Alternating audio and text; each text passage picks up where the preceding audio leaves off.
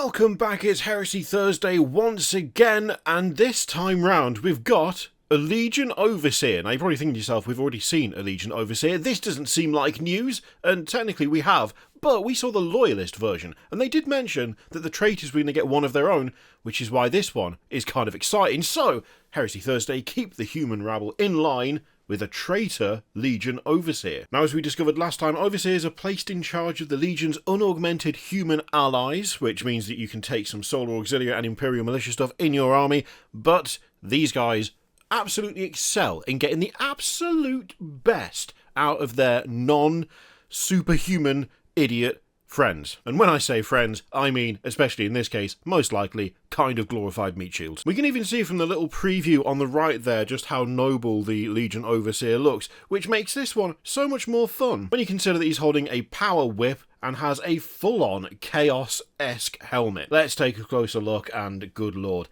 I have to say, that is very much at odds with the one that we saw last time, and I really like how at odds that is. That feels considerably different in a very good and cool way. There is still a bit of ornamentation going on, but all of the nobility, all of the kind of like inspiring leader stuff is distinctly absent from this particular model. Instead, we've got a gilded skull hanging off the belt. There's another skull jutting from that banner relic icon of do what I tell you sticking out of the power pack. The wrapped chains around that greave is really cool, I like that. We've got one distinctly spiky shoulder pad, and that whip looks horrendous. Like, absolutely horrific. I mean, a power whip? A power whip? Whose idea even was that? Does that not mean that if you whip someone with this, they're just gonna, like, the skin's gonna just disintegrate off? Are they just gonna get thrown across the room? Now, I'm afraid you've stepped out of line, so it's a flogging with the power cat o' nine tails. Don't worry, the first blow will be the last one, because it will break your spine. Like,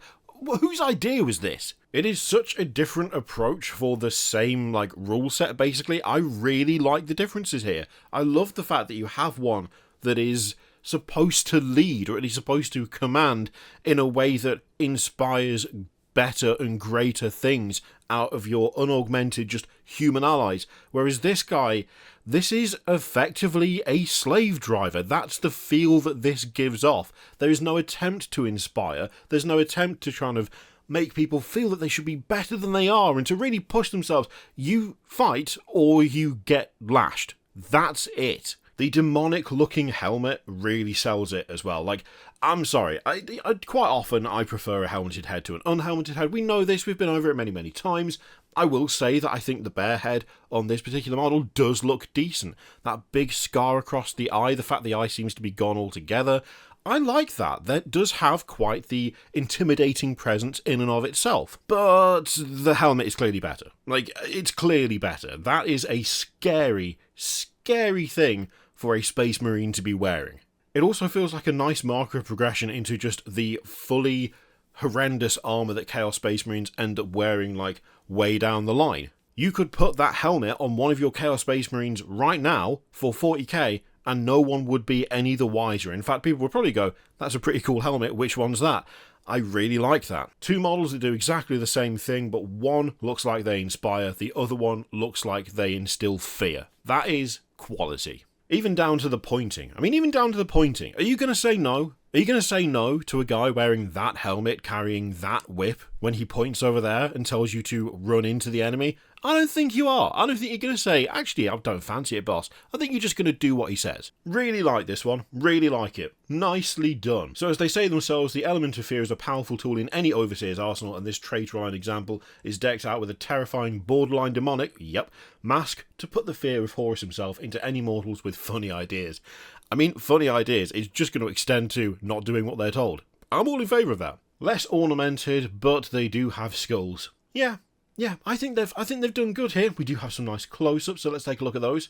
Oh, the more we look at that helmet, the more I think it's one of the best ones they've done that's like Chaos Aligned Space Marine stuff. It's really cool. The shaping on the mouth is really nice. I like the way that the brow is quite furrowed, but then leads into those horns. But then you've got, like, just an unaugmented part of the helmet that seems to jut into the horns itself. Plus, I didn't really notice the spikes. The spikes on the helmet as well. Just a row of them. Down the centre and then down the back. That's pretty cool. Now that we're looking at a slightly closer up version, I'm struggling to see where the chain with the gilded skull is actually attached to, but I'm just going to ignore that. The armour itself is so, like, plain and unadorned apart from some, like, kind of gang signs. I think that's what they are, aren't they, for the Sons of Horus? They've got, like, sort of gang markers that they scrape into the armour.